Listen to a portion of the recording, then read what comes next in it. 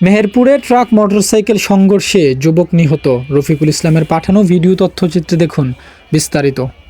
মেহেরপুর সদর উপজেলার আশরাফপুর মুজিবনগর বাইপাস সড়কে ঘন কুয়াশার কারণে ট্রাকের সঙ্গে মোটরসাইকেলের মুখোমুখি সংঘর্ষে লিজন নামে এক যুবক নিহত হয়েছেন। এ ঘটনায় তার আপন মামা প্রবাস ফেরত রফিকুল ইসলাম গুরুতর আহত হয়েছেন। মঙ্গলবার 23 ডিসেম্বর সকাল আনুমানিক 7টার দিকে এ দুর্ঘটনা ঘটে। নিহত লিজন মোনাখালী গ্রামের মফিজুল ইসলামের ছেলে। স্থানীয় সূত্রে জানা যায়, খুব সকালে ঘটনাটি ঘটায় কেউ সরাসরি দেখেনি। তবে স্থানীয় লোকজনের ধারণা, ঘন কুয়াশার কারণে দৃশ্যমানতা কম থাকায় ট্রাক ও মোটরসাইকেলের মুখোমুখি সংঘর্ষ হয়। ঘটনাস্থলেই লিজনের মৃত্যু হয়। নিহত লিজনের মরদেহ ময়নাতদন্তের জন্য মেহেরপুর 250 শয্যা বিশিষ্ট জেনারেল হাসপাতালে নেওয়া হয়েছে।